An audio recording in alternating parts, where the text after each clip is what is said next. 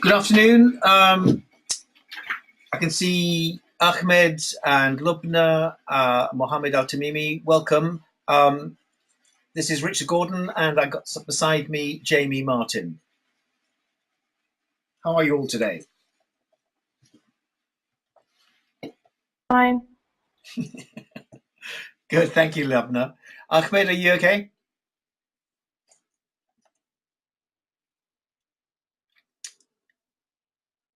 Hello, Ahmed. Can you hear us?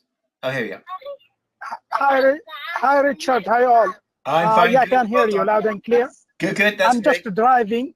I'm driving, so I will be listening to you. Thank you. That's fine. Okay, we're recording this as well, so you'll get the PowerPoint slides, and you'll be able to go through that. That's fine. Where are you driving to? That's perfect. Where are you driving? Well, currently I'm in Salalah. Yeah, currently I'm in Salalah, so I'm just taking my family outside. But I'll be listening to you. Okay, good. That's good. Are you sure?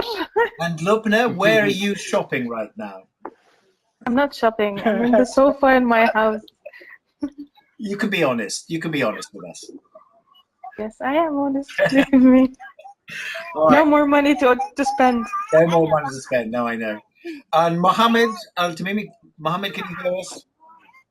Hello, Richard. I can hear you. How are you? No, very, very well indeed. As I say, I've got Jamie Martin beside me as well. Hello, everyone. Oh, hello, Jamie. Good. Okay, I'm going to make a start so that we're all on time.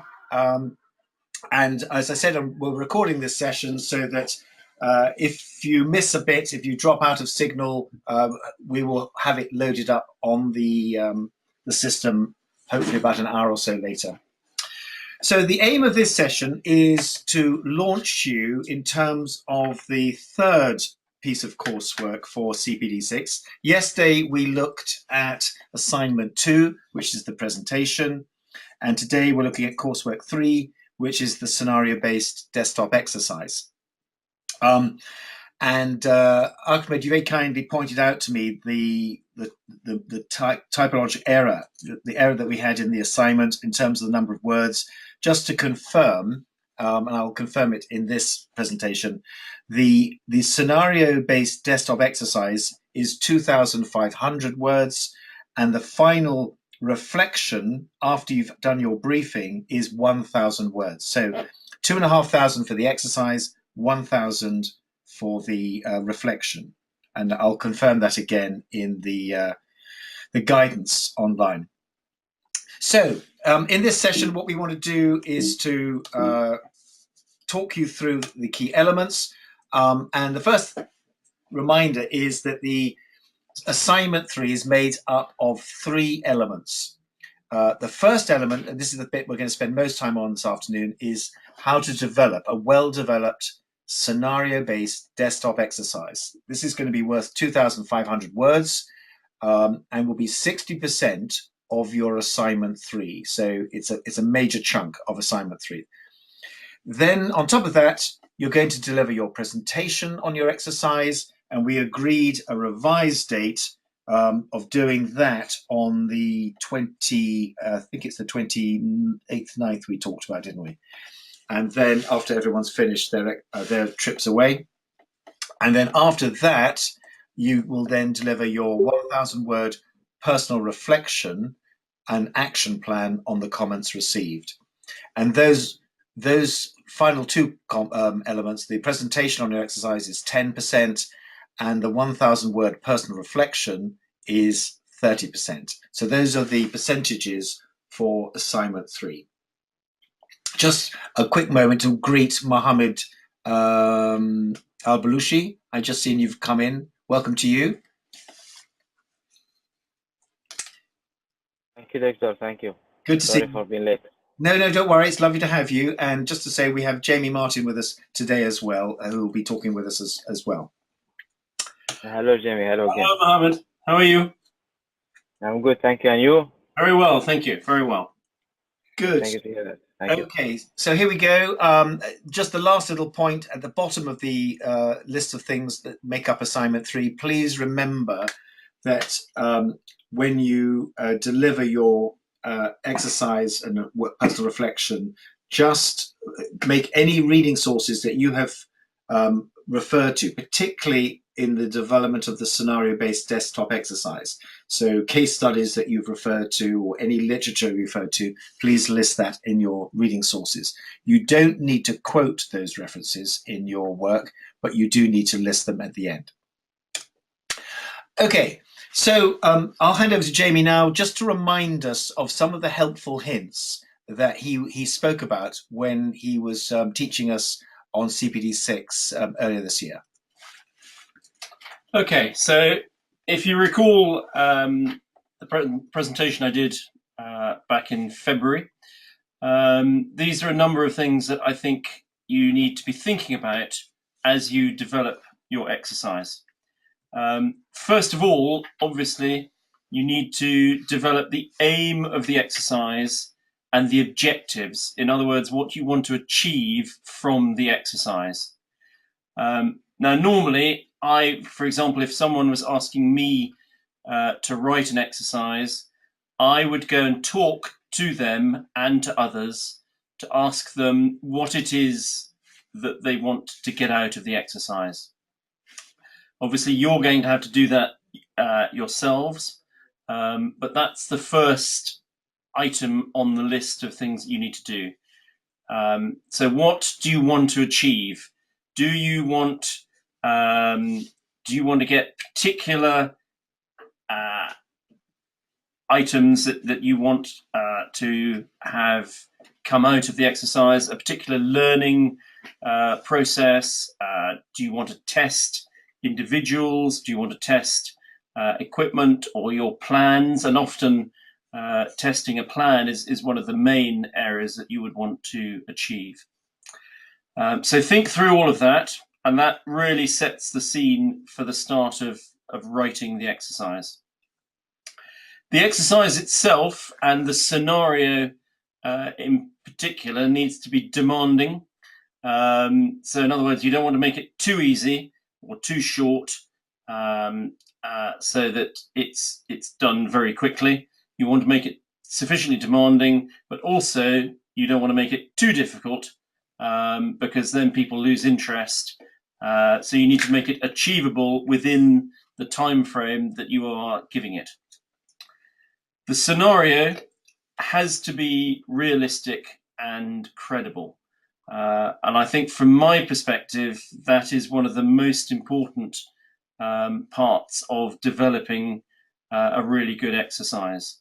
When you deliver an exercise, you don't want the participants saying, oh, well, that would never happen, or, well, actually, I know about that and we would never do that, or that's just not possible. So whatever you come up with has to be based firmly on reality, on real life events and activities, and it has to be credible so that the participants can buy into the exercise, can feel that it is something that might well happen, and therefore they're reacting accordingly. You need to keep the participants busy. And as we go through this tutorial, you'll see how we will be developing injects, which will be delivered potentially to all participants or to just one or two or three at a time. But the point is, each participant must be given enough injects so that they are kept busy, that their attention is maintained, and they don't just go off and sit on their phone checking on their Facebook page. So as a general rule, I think we're looking at least one inject per participant every, I don't know, 3, 4, 5 minutes. And over the course of let's say a 1 hour exercise, they would therefore expect to get at least 10 to 12 or more injects. Now, this is not necessarily an easy thing to achieve because quite often in an exercise, some roles are busier than others. So, for example, a police commander might be getting a lot more injects than someone, let's say, from the Ministry of Tourism.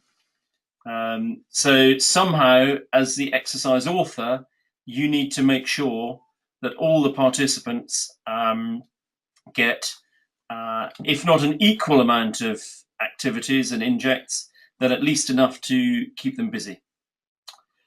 Talking about good briefings, the participants need to know exactly what is expected of them at the start of the exercise. And this is perhaps something that in your presentation you will need to stress, and indeed perhaps look at the presentation as if you were briefing the participants on the exercise. So make it very clear what their roles are, what is expected of them, what the scenario is, what the facts are, the start states that they have, the fact sheets, the background information. Tell them how long the exercise is going to last and what the aim and the objectives of the exercise are, so that they're very clear at the outset what is expected of them. Within the exercise, it is very helpful to be able to have this flexibility to speed up the exercise and to slow it down, and indeed to pause it if necessary. And the reason that we want to be able to do this is some groups within an exercise may be coping with it very easily, and so you want to put them under a bit more pressure by speeding it up. Equally, others may be finding it harder, and you want to slow it down so that from a teaching point of view, you can help them, you can explain it to them and allow them to work it through in slightly slower time.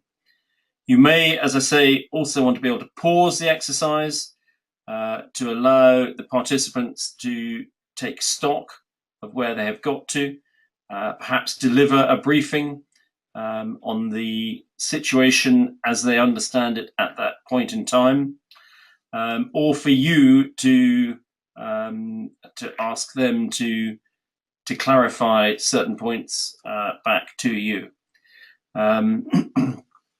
And we'll come on to the process of time jumps later on, but putting in a time jump enables you to pause the exercise at a certain point and then move it on a few hours or days or even weeks.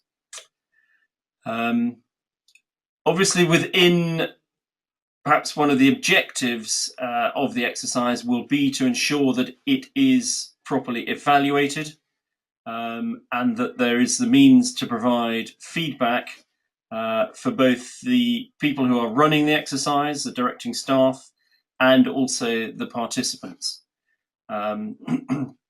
And there are a number of ways of doing this, but we would certainly, I would envisage in an exercise at the end of it having an immediate feedback session, a hot debrief, so to speak, so that individual participants can say how they felt about the exercise, how it went as a whole, perhaps how they felt their own performance was, and for the directing staff to give an initial feedback on how they thought the exercise went and any particular points that they want to bring up.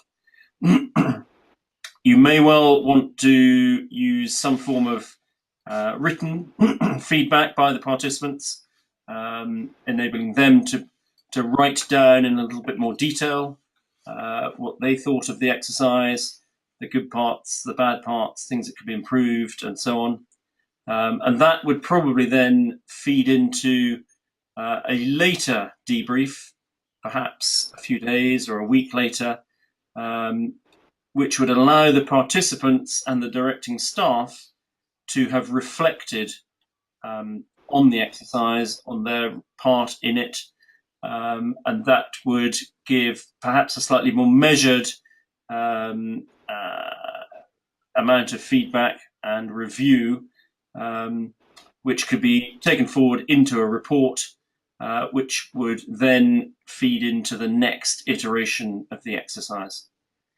And finally, and this would primarily be more for external field exercises and drills. Obviously, you need to make sure that the exercise is going to be safe, that the health and safety of the participants and the directing staff and any other people involved, such as observers, that their safety is taken into given the utmost consideration, and that any risk of accidents or going wrong are minimized as far as possible. So that's just a few helpful tips to begin with. Obviously, we can develop all of those and maybe others as we go through. Thanks, Jamie. So just moving on quickly then, what I want to do is to go through with you the proforma that we have given you, and I'll send it out to you after this session in Word format. You have a PDF format, but I'll make sure you have a Word format as well. So you have the document, you just need to fill in the boxes, and the boxes obviously will expand to allow for the text that you write. So here we have the first little section of the proforma. Just a reminder, it's 2,500 words that you have on this. And we again ask you to complete your name and student ID so we know whose work it is. And as Jamie has said, we need to have your aim. So right in the first box, what is the aim of the exercise? What's driven this exercise? You might even want to have almost a contextual sentence, and therefore, as a result of this situation, this exercise, the aim of this exercise is to address this problem or this training need. So it doesn't have to be just a sentence. It could be a number of sentences, setting the context and explaining what has caused you to choose this particular exercise aim. Then underneath that aim, you identify the key objectives that you want to get across during the exercise. These may be lessons which have been identified through the reports that you have been reading and writing about in your case studies or whatever you've chosen for your particular exercise. What are the enduring lessons that need to be learned? For example, one key lesson that we often try to make sure is learned through our exercises is the need for multi-agencies to understand casualty tracking. It is something which, wherever we have worked, we have found to be a problem where countries just do not understand that they've all got bits of the solution. The police have got some, the fire service have got some, and so on. And therefore, one of our objectives is to try and illustrate through the exercise how bits of the answer of where has everybody gone and how is everybody and who is everybody, that information is scattered across multiple agencies and multiple locations. And it becomes the job of one agency to try and coordinate getting it all together so they know they have a single truth as to who those people are. So that's an example of an objective, to really drive home the need for effective multi-agency casualty tracking. That's the sort of example. So think up what are your key lessons and objectives that you want to learn through the exercise. Jamie, would you say there's a particular number, an ideal number of objectives? Not to exceed I think number? I would say probably between 3 and 5 or 6. Any more than 5 or 6, and I think you're beginning to make your life as the exercise author very complicated, and you're building too much into the exercise.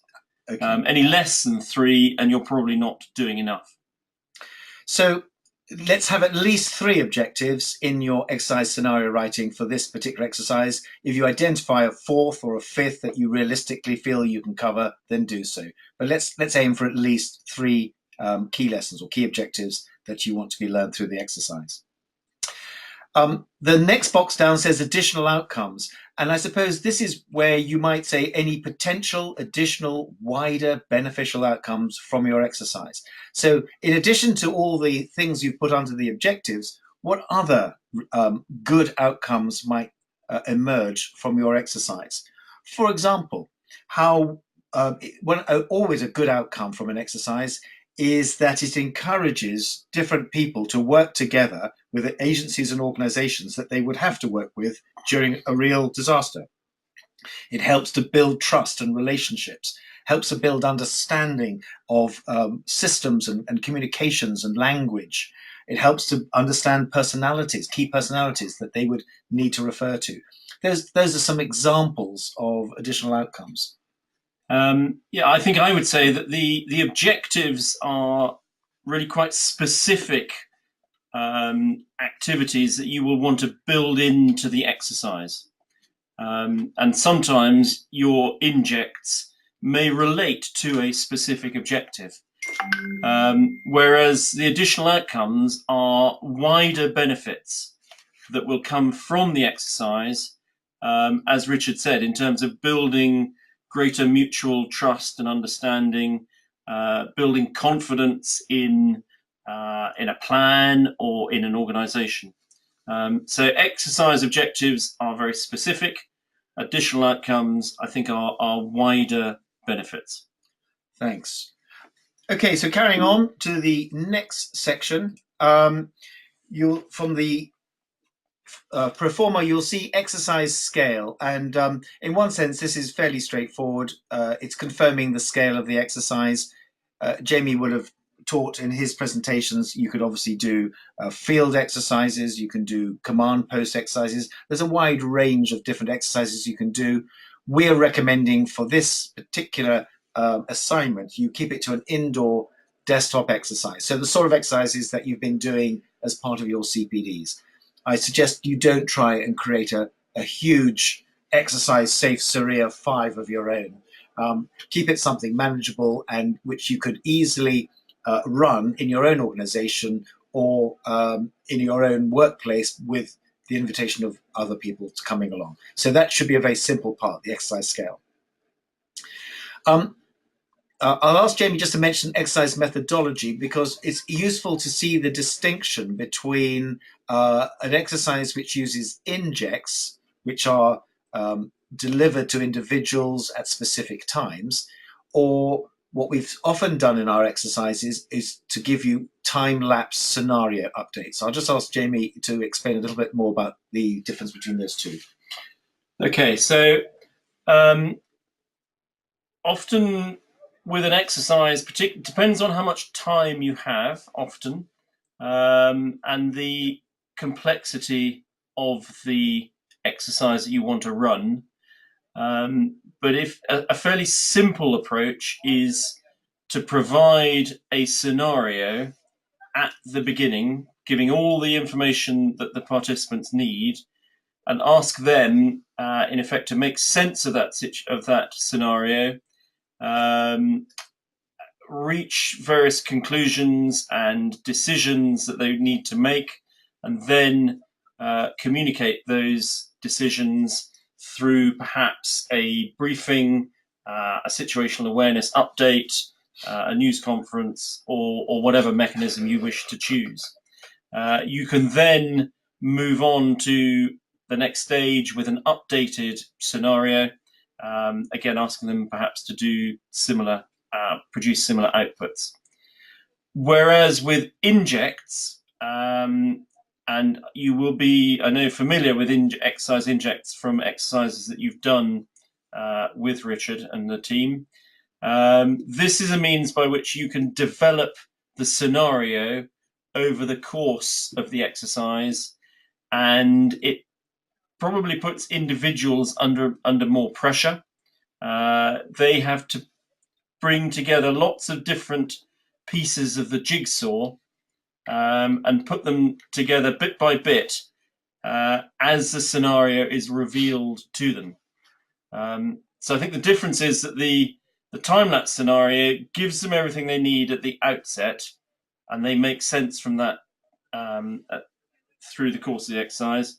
Whereas injects, each piece of the scenario the scenario unfolds bit by bit over time, and it enables the exercise author to be probably more imaginative and to rather like writing a novel or reading a novel, you're getting bits of information dripped in, and that develops the scenario.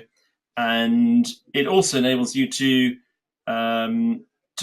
get people to think about unintended consequences. So if they get a bit of information and they make a decision based on that piece of information, that decision could have unintended consequences or knock-on impacts later on in the exercise. I think. Yep. Does that explain? Yeah. Thank you very much indeed. Let me stop there at this stage. Are there any questions anybody wants to ask on what we've just covered so far about the performer? Yes, doctor, I have one question regarding indoor desktop exercise. Mm-hmm. So, if, for example, I didn't get this point. Yes, for example, I made the exercise related to the national ferries, about a ferry. So, can I join the police and civil defense and Ministry of Health? Yes. Does this mean it's still indoor?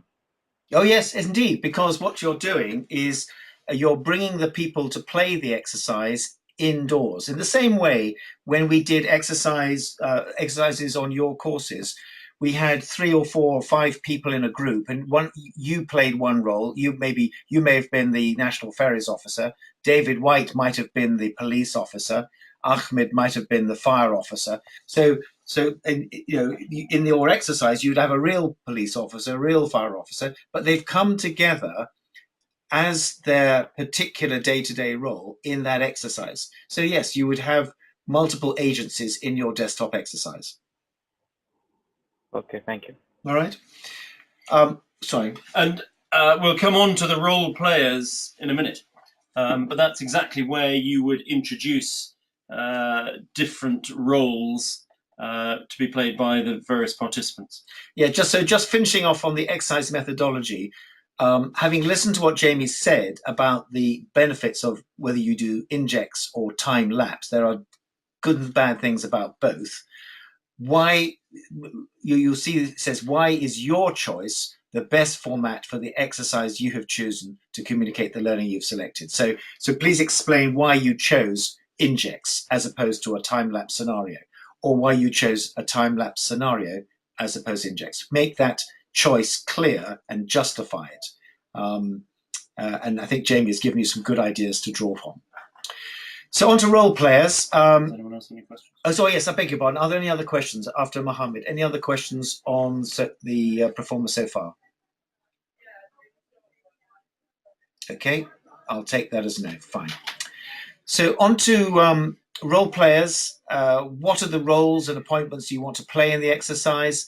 And again, this goes back to the lessons that you're seeking to learn. And therefore, bearing in mind those lessons, which organizations do you want to be involved, which is back to Mohammed's question, which organizations do you want to be playing a role, and what level do you want them to be? What rank or what operational role do you want them to be? And a question we've added here is, are you bringing people who are playing in their day-to-day role? So you're bringing in an actual operations officer, or are you bringing in people who may not do that role, but one of the aims of the exercise is for them to actually experience what other people have to think through in their role? You will know that in a lot of our exercises, we've asked you to play a role that you don't normally play. Some of you have had to play the role of policeman. Some of you have had to play the role of an airport manager. So we're trying to get you to experience other roles to widen your understanding. Do you want to do the same thing, or do you want to bring together people who actually have a role, and the aim of the exercise is to play them in that role? Jamie, do you want to say a few words about the role notes to assist? Because I think that's a really useful addition. So if you have people or participants who are not necessarily familiar with the role that you are asking them to play, then in order to assist them, it would be useful to provide some notes on that role. So if you are the police commander, what would the police commander be? What would be expected of the police commander? What information would he be looking for? What assets might he be able to call upon? Who would he be expected to liaise with? And so on and so forth. So maybe just a 1 page or 1 or 2 pages of notes that will assist the participant to understand what their role is and what's expected of them. Okay, next on our list of things for the performer, developing the scenario. Here we spent quite a bit of time on the exercise talking about this, and it's very important that you're in this section you write your opening narrative. So this is where you set out the storyline. Where is this happening? What time of day? What month of the year? Why have you chosen that particular time? Some of you may remember the little exercise we did where I quoted a very simple scenario in which an aircraft had crashed into a shopping center just outside of Salalah or just outside of Muscat. And we all began to start thinking about, well, why, what was the sort of aircraft? What were the likely passengers? What would be a worst case scenario in terms of its location or time of day? So think through your scenario, make sure the scenario is realistic, going back to Jamie's earlier point, and credible, and possibly even a scenario that's already happened. And you're using the scenario that's happened as an exercise to try and make sure that people have learned the lessons from that scenario. So it could be fictitious or it could even be real, and you could draw upon real material from reports about a specific scenario by just changing the dates and so on. Really, really important point when you're writing these scenarios is to include illustrative material. And I've written down things like fact files. Jamie mentioned them earlier on. A fact file would apart from offering information about populations and affected areas and so on, it would also add details. Example, how many police may be in the area? How many vehicles do they have available? Similar with fire stations and fire pumps, or hospitals and hospital beds and accident and emergency beds and so on. So that your exercise starts with some data, what we call like the start state of data that you can draw upon in your exercise. So if you're asking people to make decisions about sending fire engines, if there's only 5 fire engines to be sent, that's it. You've got 5 fire engines. Unless they start thinking upwards in your exercise from, say, a tactical level to a gold strategic level, where they're now asking the gold fire commander to see if he can allocate additional resources from another part of the country. So it depends on what you're trying to get out of the exercise. But do consider adding these materials, fact files, maps, charts, photos. And the point to mention is that all of that additional material that you add does not affect your word count of 2,500. So illustrative materials, photos, diagrams, supporting documents are not included in the 2,500 words. So that means that you can, by all means, add them without affecting your overall word count. And then exercise timings. How long will your exercise last in hours and minutes? So it may be a 3-hour exercise, and there could be time jumps, as Jamie said earlier on. You could have the first hour and a half could be when the incident actually happens, so it's an immediate response, and then there's a time jump maybe of 2 days, and now we're into the recovery and so on. So what are your exercise times? It may be a 3-hour exercise, but actually it spans 2 or 3 days. Jamie, if you would like to take us through exercise control and resources. Yeah. So you need to think about type of exercise that you're going to run and its complexity. The exercises that I think you have participated in with Richard and the team have predominantly been just set at one level. But if you remember from the slides that I showed you back in February, you could have input from a higher controller, a level of. So if you set your participants at, let's say, it's silver at tactical level, you could have gold strategic input from above through higher control, and you could have input from the operational level coming in through a lower controller, a lower level. You may well have other input coming in from elsewhere, perhaps from your scientific technical advisors. They might be providing input. You might, in a big, and I know Richard has said that you're not going to, or you're probably not going to do a big field exercise, but you might well have observers. You might have safety staff. You might have people who are doing evaluation on the exercise. So that's the other types of control arrangements that you could have. You need to identify the resources that will be required. For example, if you just want a fairly simple, straightforward tabletop exercise, you might just need one classroom to do it in. But you might want to be able to break out of that and have meetings or have groups of people meeting. So you might want other rooms as breakout rooms.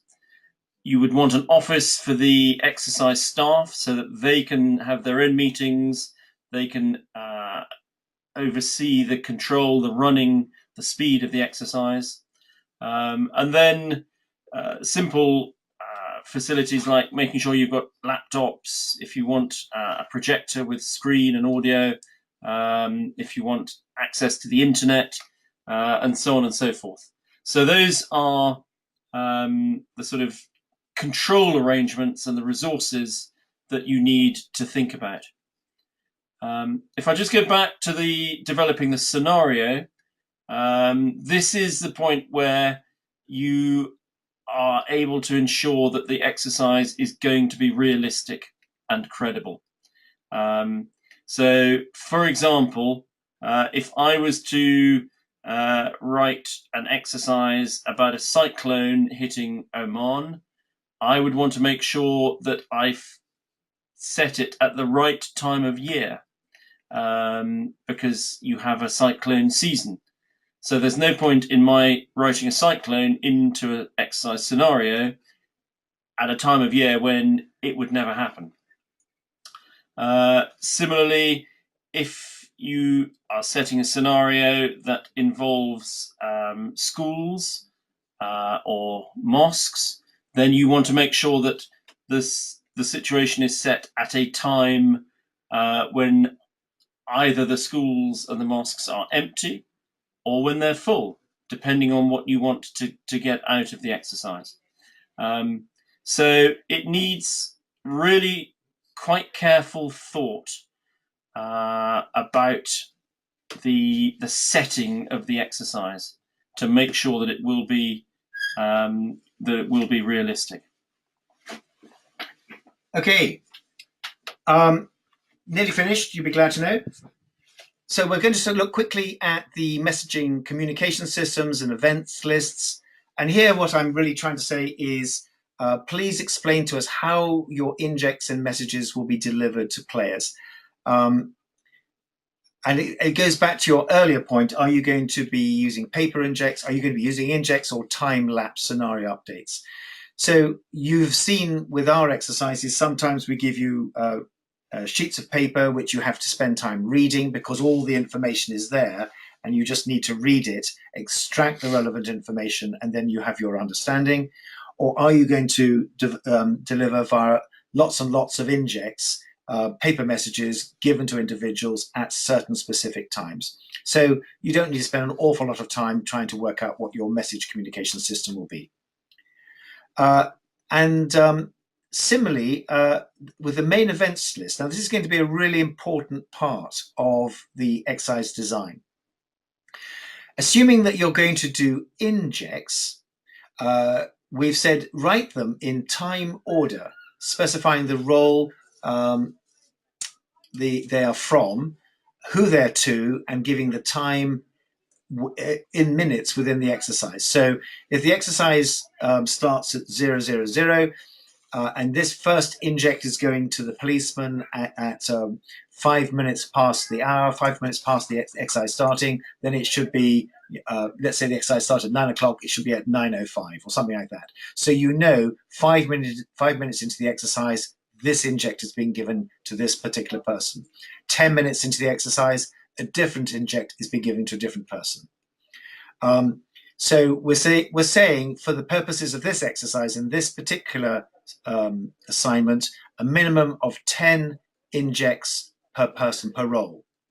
So our suggestion is you probably want to keep your roles down to about four roles, so you don't have too many roles, each wanting 10 injects. 4 roles probably about right. 5 if you want to. So that's for if it's an inject.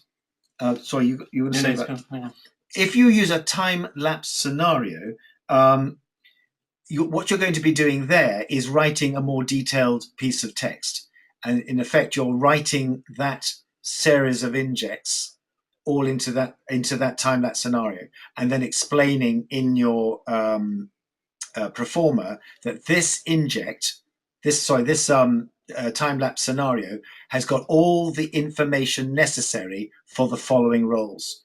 So you may well be able to extract from your time-lapse scenario the elements of information that were intended for a particular recipient.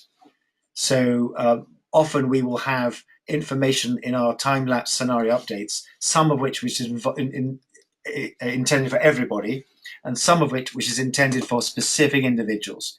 And you can make that clear. The important thing is to identify who's getting what message, when, and who is it from. And that's really important. One final element on the main events list to highlight is the bit to the right, which talks about the desired outcome and the exercise objective, and trying to get you clear on the difference between the two. The desired outcome is what you want to see people do with that message. So you'll see in my example here, there's an email from a police silver. And the police silver is saying to all his colleagues, we need to prepare a media statement within the next 30 minutes to send to local and national media. Start considering your key message at this stage and be ready for a meeting at 3 o'clock. So what do I want to see them to do? I want to see them now starting to generate agreed media output so that they can start working together to get a clear, unified message that will support their integrated response.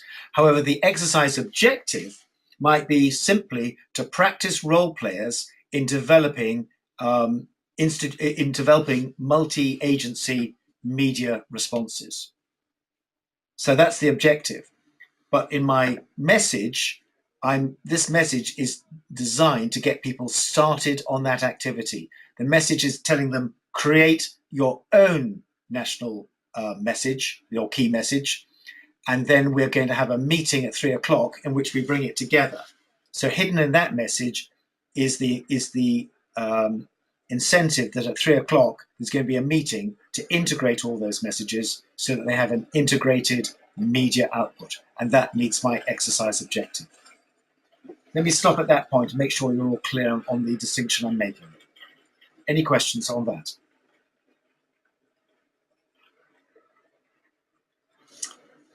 Good. Okay. Let's just quickly finish off and then we can get you away.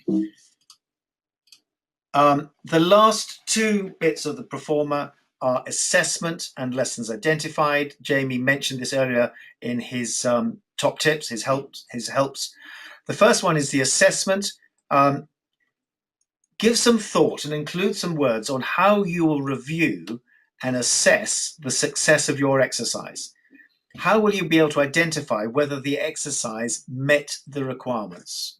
So obviously go back to your objectives, go back to the activities that you will have encouraged people to do as part of the index, and ask yourself, how will you review that to prove that it worked, that they actually did what you expected them to do, and that they have now collaborated or operated in a way that you wanted them to do so. And the last part is lessons identified. And we find this is a really, really important part. And that is that you have a section in which you capture key lessons that emerge from your exercise. Now, when we were creating a piece of exercise software, we actually had a button which people could press to say, this is something which I've just learnt as I'm going through the exercise, and I want to make sure this is not lost. So they pressed the button and they could write in a quick lesson that they had learned. So how will you do that in the middle of an exercise, desktop exercise? How will you get participants to capture key lessons that have emerged from the exercise? An obvious way is to give them time to discuss at the end of the exercise. You give a kind of evaluation session where they sit around and talk and say, well, what were the key lessons I learned? What are the key lessons you learned? And they produce a group report. Sometimes it's useful, though, to have a sheet of paper up on the wall or alongside the individual so they can write something down before they forget it. So just think a little bit about how you hope that participants will capture key lessons that emerge from your exercise. That is all I think we need to say, and we're pretty well on time. Are there any questions any of you would like to ask? Any areas that you want us to clarify, or any worries that you have? Anybody want to go first?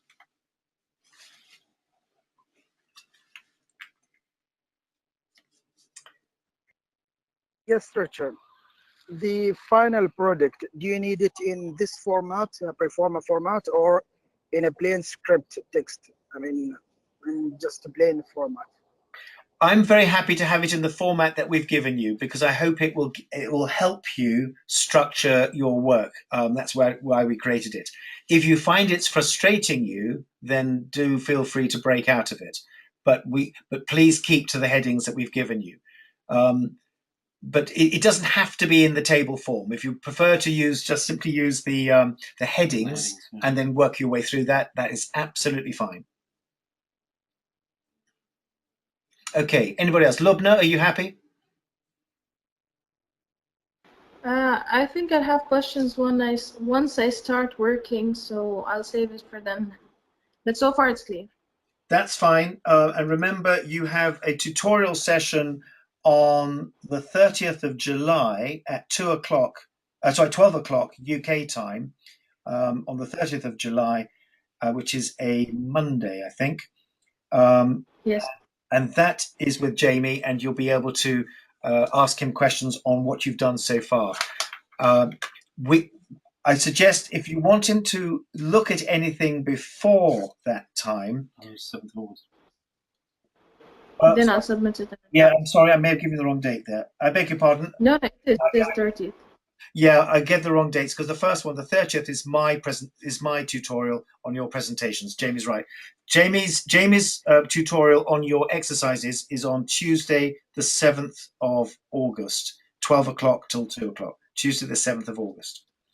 We'll send you a WhatsApp just to remind you about that.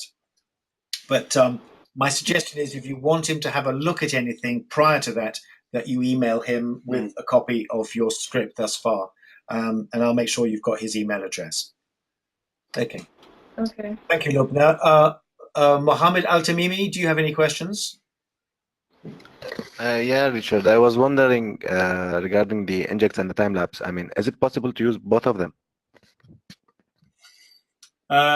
Yes. Yeah, you could do. You could write an initial opening scenario in some detail giving lots of situational awareness points for the participants to pick out, and you could then introduce some further injects for specific participants. So yes, you could do. We actually did that, Mohammed, when we did exercise for the Ministry of Health CPD5. We gave you an initial scenario update, and then we had individual injects at the strategic level and at the tactical level and at the bronze level, and then we played that out, and then we gave another situational update with injects as well. So yes, you could definitely do that. One more question. I mean, regarding the time lapse itself, I mean, is there a specific time frame that needs to be used? I mean, is it going to be hours or days, or it's up to me, whatever I decide? I think it's up to you. But I would suggest that as Richard said, we certainly when we run the exercise in this way, we tend to use each phase to cover a specific aspect of disaster management. So we might use the first phase to cover preparedness and how participants, let's say we portrayed a scenario where a cyclone is forecast to hit the coast of Oman in 3 days' time. And the first phase might be to look at the preparedness, and then we have a time jump, as Richard described, and the next phase is to look at the response once the cyclone has hit. And then a third phase might be to look at the recovery, so that could be a week later. So you can use it to, you can use the time lapse to work in different phases to focus on different aspects. Just to add to that, and I would say this, wouldn't I? It will slightly depend on the objectives that you have set for your exercise. Your objectives will dictate whether or not you need to do that. Don't do it unless the objectives really require it, is my advice. Okay, clear. Thank you. Thank you. Lastly, Mohammed Al-Balushi, any questions from you, sir? No, doctor. Everything is clear. Thank you very much. Good. That's really good news. All right. Thank you once again, all of you. And we've recorded this. This will be on Brightspace, so you can listen to it in your own time again. You can listen to it while dancing to it, I should imagine. You can do anything you like. We will get this up online in the next, well, certainly by the end of today. And then we look forward, the next time we'll be in touch with you, we look forward to talking through your presentations on the 30th of July. That's with me at 12 o'clock on the 30th of July. If you do have any questions between now and then please get back to me. Just drop me an email or a WhatsApp and we'll try and answer them. But once again, thank you for joining in and have a really good evening. Bye for now. Thank you.